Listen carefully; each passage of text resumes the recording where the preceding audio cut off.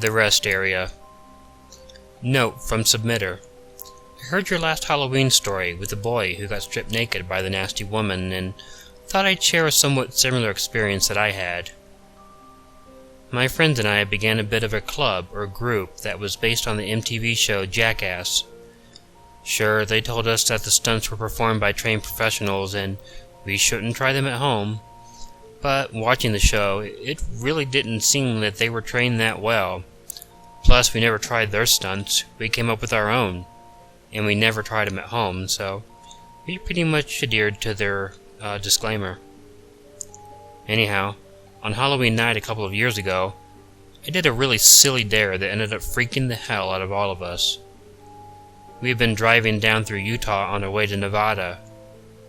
Yeah, I'll admit we were drinking a bit and probably shouldn't have been driving, but it was Halloween and we were having fun.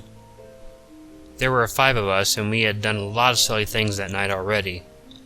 We lifted some whiskey from a liquor store, another thing I do not recommend, and 2 of us went streaking through a Walmart and barely got away. Well, as the night went on, my friends had a very bizarre dare for me. They wanted me to go into a public restroom, put on an adult diaper, and then run out of the public restroom and try to find the car. While it might not seem that extreme of a dare, it was actually a bit intimidating. We found one of those public restrooms on the side of the freeway. There were no less than 10 semi-trucks parked behind the building, but the lights were off in all of them, and we assumed that the truckers were probably just sleeping for the night. On the car side of the parking lot, there wasn't a single car. I knew this would make it a lot easier to find the car when I got out of the stall. So we parked the car, and all 5 of us got out and went to the rest area. Not surprisingly, the men's room was disgusting. But I tried to ignore that. I'd already drank quite a bit of the whiskey and was just pumped to show my buddies that their dare did not mean much. It was about 1 a.m. Technically not Halloween anymore, but I'm not going to split hairs. And I went into the stall. I quickly got naked and put my clothes over the top of the stall. Once my friends had all my clothes, they handed me the adult diaper over the top of the stall. As I put it on, standing up because there was no way I was going to lay on that floor, my friends all left the men's room. I'm not sure if it was the cool air or the fact that I was standing in nothing but a diaper on Halloween night in a public restroom that sobered me up enough to get a little intimidated by what I was about to do. But after walking out of the stall, I peeked around and realized I was still alone in the men's room. Slowly, and barefooted, I began to creep out of the bathroom. I was scared a bit now, just because I really did not know how I'd react if someone saw me wearing that diaper. When I opened up the door to the room, I found out. 2 big and burly truck drivers were staring right at me. At first they looked shocked to see a grown man wearing nothing but a diaper, but then they started laughing at me. One made a comment about it must be a fraternity prank, and they just walked past me, one of them slapping me on my diapered ass. Humiliated, but exhilarated at the same time, I decided to just run for it. On the car side of the parking lot, I only saw 1 car, and it was right in front of the building. It was a blue Pontiac Sunfire. That was our car. Interestingly enough, it was pulled in backwards in the parking spot. I figured that was so once I jumped in, the car could just take off driving. So, in my bare feet, and totally exposed diaper, I ran towards the car. I opened up the passenger seat, which was emptied, as we had agreed upon, and I got in, ready to drive away. My heart slowed down when I realized that I had gotten into the wrong car. Sitting beside me in the passenger seat was a huge and dirty, disgusting man who smelled like crap. He was eating something like an Arby's roast beef sandwich, and he had his face buried in the wrapper. Looking behind me, the entire back of the car was full of pieces of broken furniture. I had no idea what to think until he pulled the wrapper off his face.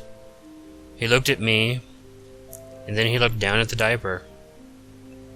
Looking back at my face, he smiled, a half-toothless grin, and asked me the question that I will never forget as long as I live. "Do you want to come and be my baby?"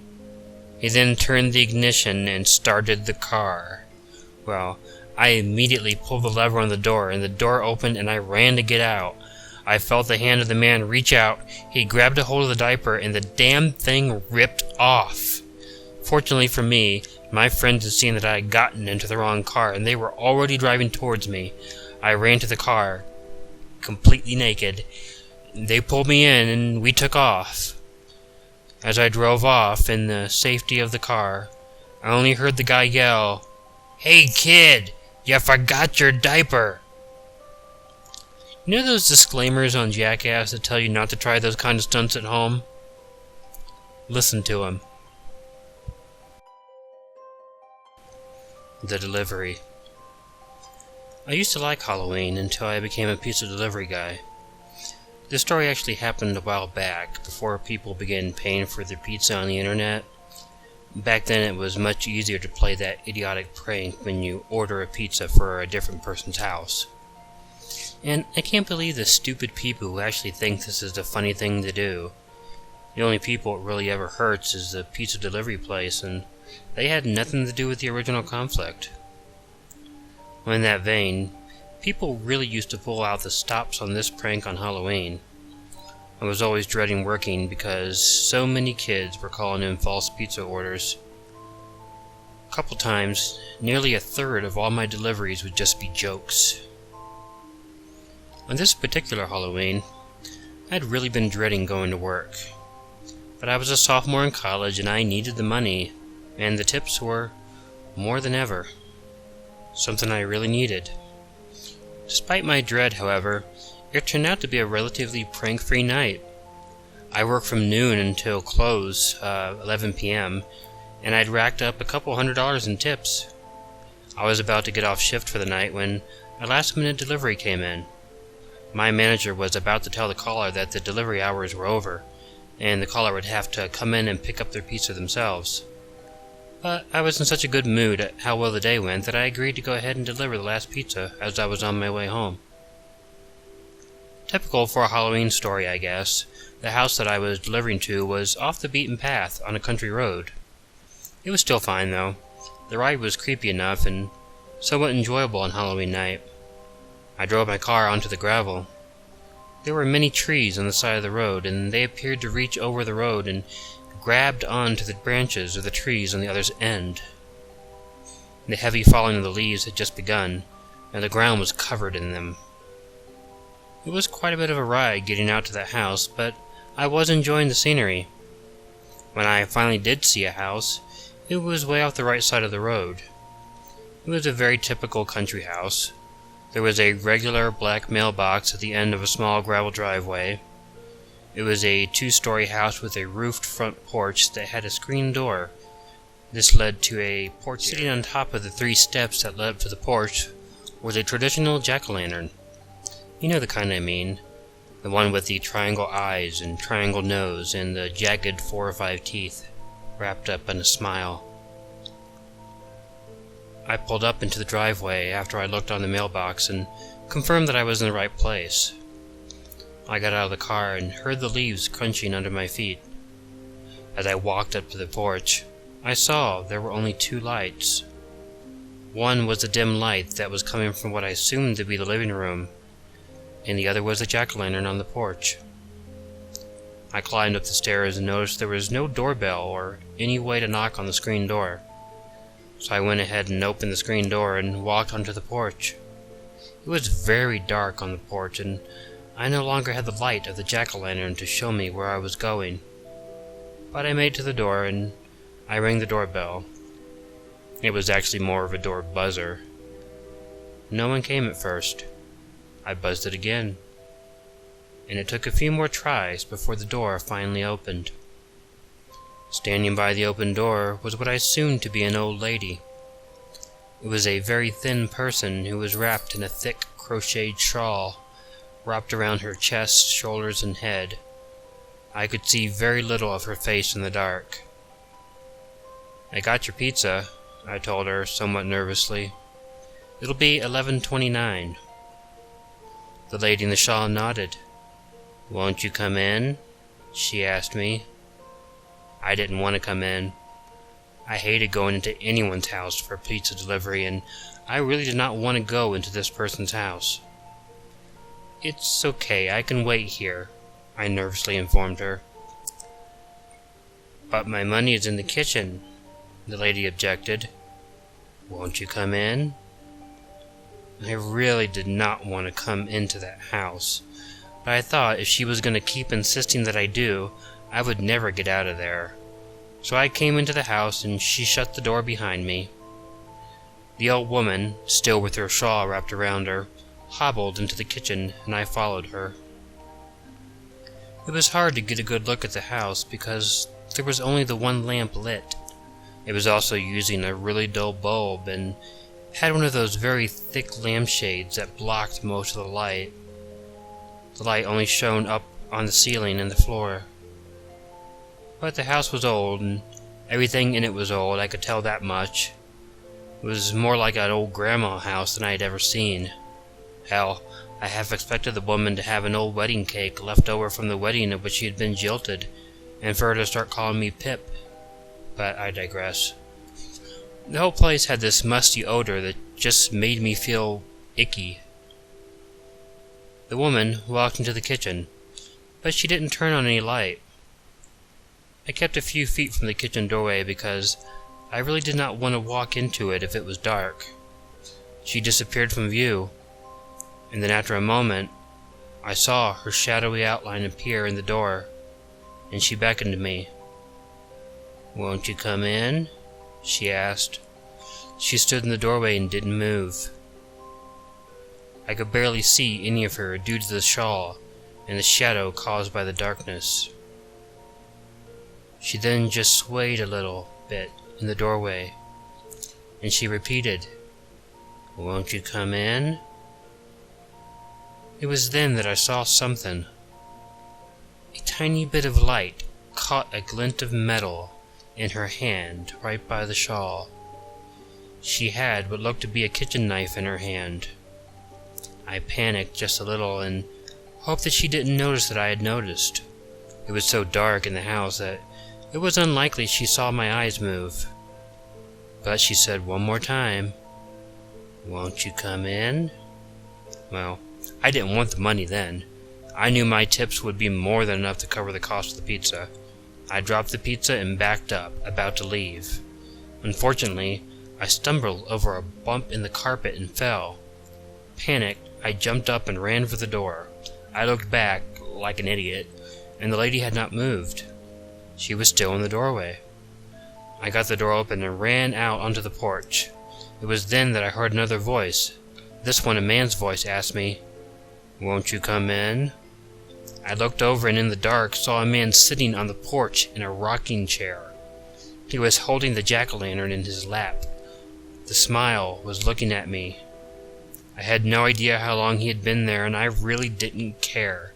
I opened the screen door, ran to my car, got in, and drove off. I read a lot of these stories where people call the police and they find out the house was abandoned. I didn't call the police, but I did tell my boss about it. He just figured it was a Halloween prank, and he may have been right. That woman could have come after me when I'd fallen over, but she didn't. Either way, I never wanted to go back there again. And I didn't mind the joke orders so much anymore. Midnite TrickOrTreater. I'm gonna cut to the chase in this story. I prefer scary stories where people don't give tons and tons of backstory. But this was the creepiest thing that ever happened to me on any Halloween. We had a lot of trick-or-treaters during the night, and trick-or-treating was pretty much done around 8 p.m. This was back when people always did their trick-or-treating on Halloween night, and in the dark. You know, before we all became wusses. After I went to bed, I heard my doorbell ring. I woke up groggy and looked at the clock. It was 12:30. I wondered who the hell would be ringing me that late. I staggered out of bed and down the stairs. When I got to the door and opened it, I saw the weirdest thing. A little girl, probably no more than 8 years old, wearing a fairy princess costume and a mask. She was looking down and asked me, "Trick or treat?" I was confused, not only as to why a little girl was out this late, but why she thought she should still be trick-or-treating. I looked at her, and then looked over at the bowl on my table. There were a few mini Butterfingers left in it. Not knowing what else to do, I grabbed one of them.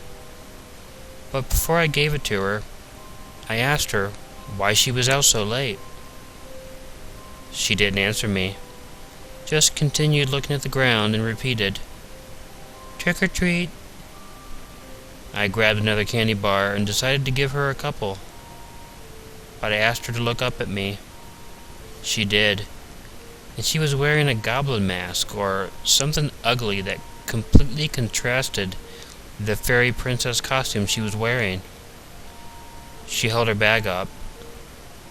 I asked her again why she was up so late. In a whisper, she answered me, "I'm only allowed to say trick or treat." I could see her eyes through the mask, and they looked rather desperate. I dropped the candy bars into her bag and told her she had to run on home. It was then that I noticed that there was a black ORV sitting on the street. After I gave the girl the candy, she lowered her head, thanked me, and ran back to the vehicle. She jumped in, and the car drove off. But not before I quickly memorized the license plate number. I called the police immediately and told them what happened. I felt like such an asshole, though. The girl could have been abused or kidnapped, and I really should have brought her into my house. Hell, I would have had I seen the RV before she ran off. It's one of those moments I look back on over and over, and I know I did not do the right thing in this instance. I have no idea whether or not this situation turned into anything. The police took all the information but never contacted me about it again. I didn't figure they would have. I just hoped that whatever was going on that night, that little girl, that little fairy princess, did not get hurt.